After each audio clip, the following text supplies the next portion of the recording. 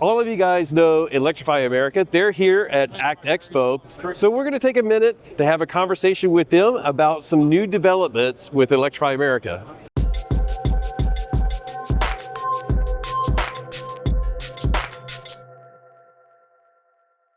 This video is sponsored by EV Vita, creators of mods and accessories for all EVs and exclusive resellers of best EV mod accessories with direct customer support. With EV Vita, it doesn't just end when you get their products. They have lots of tutorials. They're very quick to answer questions. We have their products in our Mach-E and our Equinox, and we're really proud to have them as a sponsor.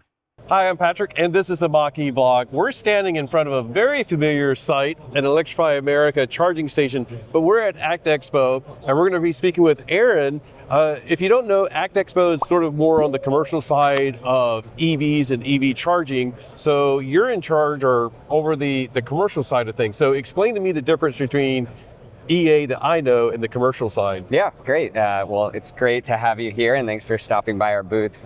So Electrify America, you know, we operate 1,000 locations, nearly 5,000 chargers, and we've basically built the commercial business unit to take all of the expertise in deploying and operating stations that we own to provide that to others who want to own it as well. So we're primarily focused on utilities, retail, convenience stores, really these types of customers who are interested in owning charging and maybe making an investment in charging themselves and branding it, but they may necessarily not have the expertise to be able to do all the design, the construction, and then the operations to have thousands of successful sessions on a weekly basis. So they come to us to basically provide that turnkey white glove service to be able to build the stations for them.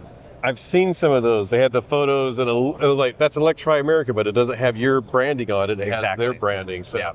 And what type of retailers or entities are looking at? Is it like gas? You said the utilities is one? Yeah, so we really started out with utilities initially. We work with New York Power Authority in New York. We've built out the Evolve New York network working with them.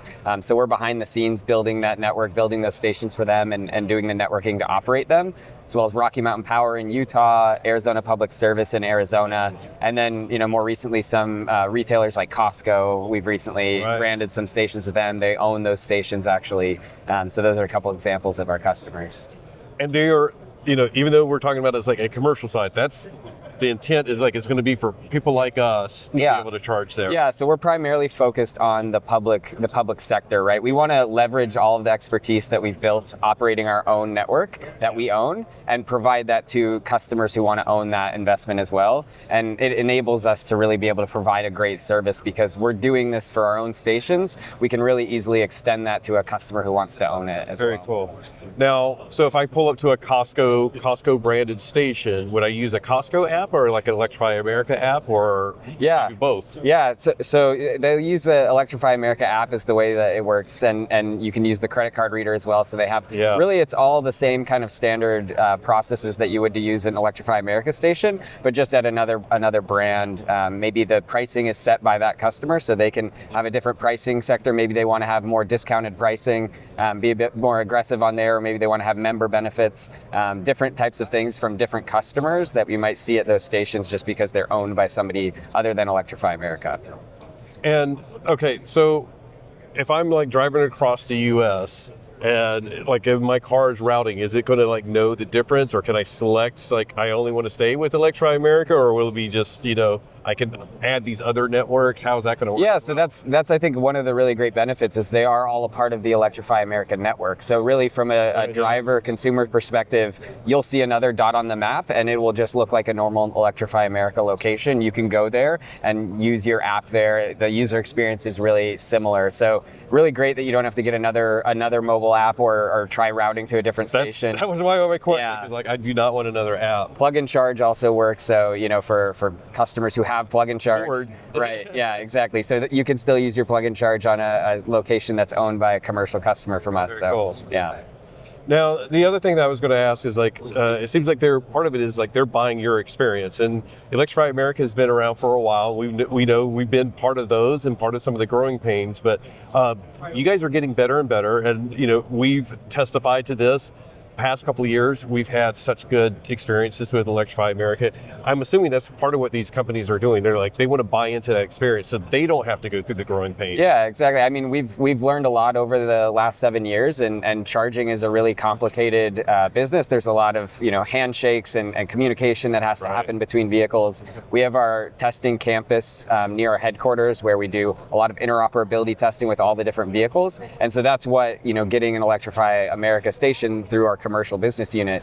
It comes with all of that testing, all that expertise, and really makes it so you can kind of fast track the learning curve a little bit. Yeah. I couldn't imagine like Costco is like, hey, let's build our own EV testing lab and like pick a charger, design a charger, do all of that stuff, go through all the testing. So it's like they can just hand that off to you guys. Right. Yeah, that's kind of the value proposition that we bring to all of our customers. Yeah.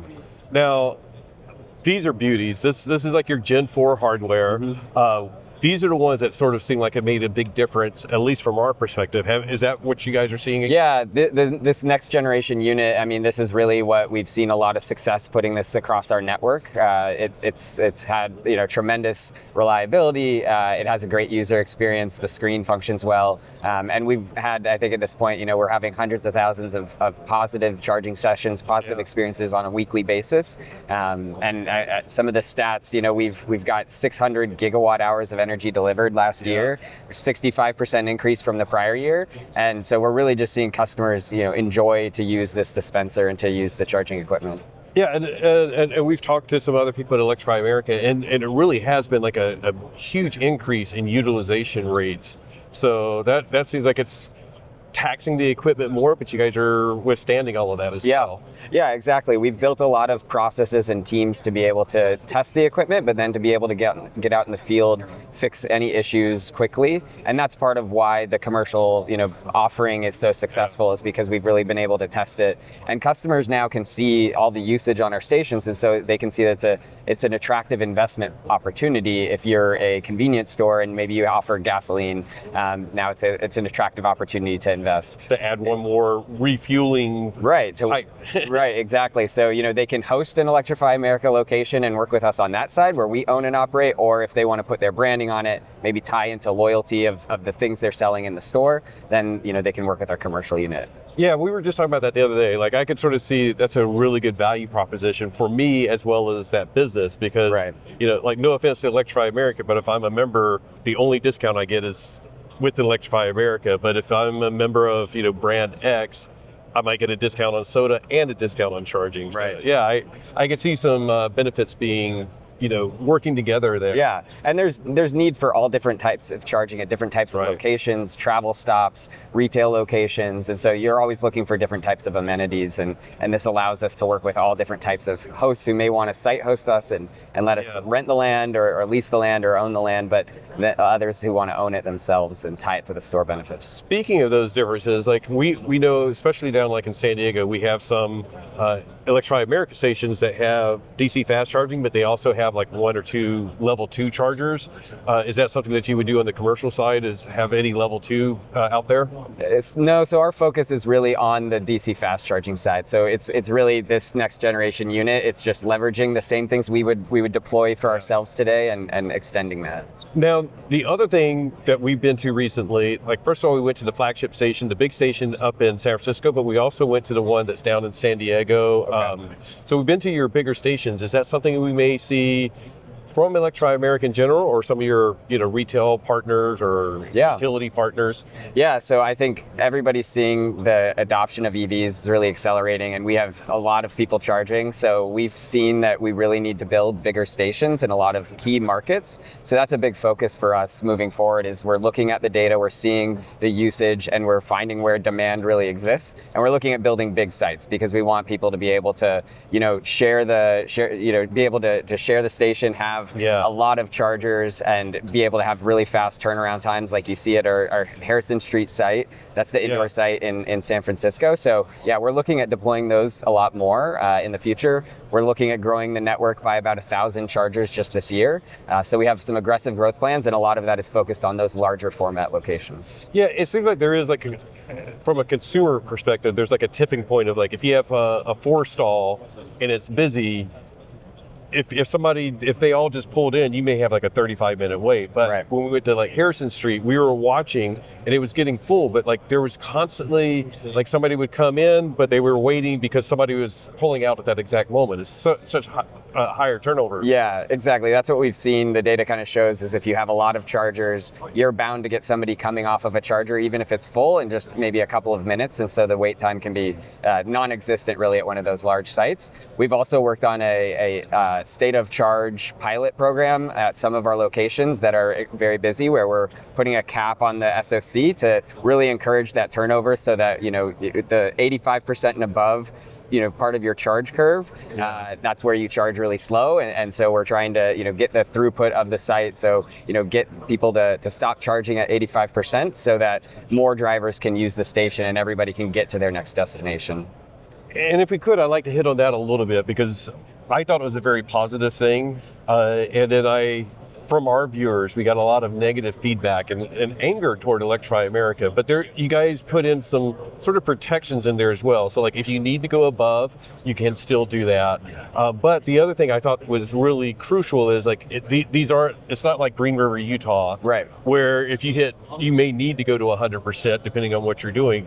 These are like your suburban ones. Like in San Diego, if one caps me at 85%, 2 miles away is another Electrify America. Yeah, we do have a lot of analysis and criteria that goes into it, and we are rolling it out slowly and monitoring customer reactions. We've actually gotten a lot of positive feedback from the first locations where we've rolled it out, and kind of been expanding it, you know, measuredly to make sure that there are places to go and you're not, you know, going to be on a route and not able to get to the next station. So we're keeping that all in mind. Yeah, and I think those protections and that forethought is what really helped. And I was correct. Like if you need to go above 85%, you can do that. So at the stations where we've implemented it, no, you can't go past the 85% at this time. Yeah. At this time, okay. Yeah. And you're still sort of just evaluating it, rolling it out slowly, seeing how it goes. Yeah. So it is a pilot program, but we are seeing a lot of success, and so we are rolling it out at more stations this year.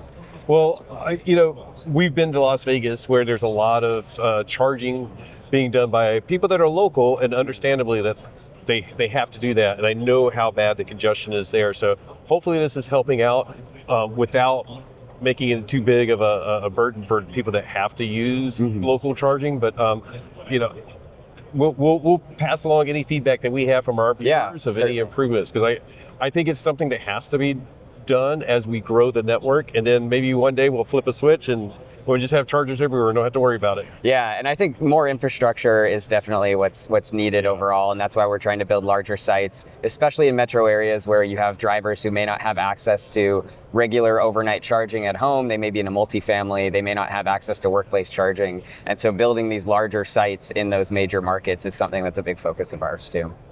Well, I'm really excited to see some other companies get involved, because I think that's what it really is going to take to expand that charging network. It's like it can't be just Electrify America, but it's like we need the Costco's, we need, you know, utility companies like you said. So like if everybody starts getting involved, you guys provide some of the experience that Electrify America has, hopefully we'll have way more chargers. Yeah, and that's why this show is exciting, because you can see how many companies are out here doing it and trying to push the market forward. Well, and we'll finish on this part, because like I think the theme, we went to the EV Charging Summit and we're here, and I think one of the things that we've noticed is before everybody was working in their own little silo, and they're trying to just like fix EVs and EV charging, but there's a lot more cooperation or co-opetition.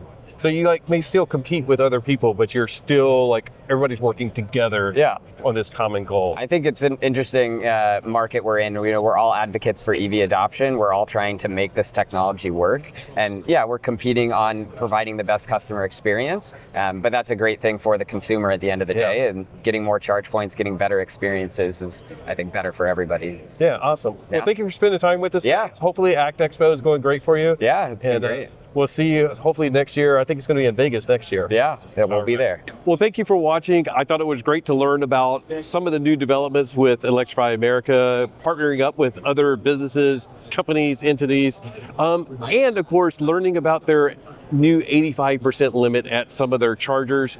If you have any questions for us, or for them, please, reach out to them or drop them in the comments. We'll try to reach out to the people that we know at Electrify America and get those answered and do a bit of a follow-up as necessary. So anyways, thanks again for watching. Hit subscribe. We're still got lots of videos with everybody here at Expo. And just remember, whatever you drive, however you charge, maybe on Electrify America, enjoy the ride. Bye.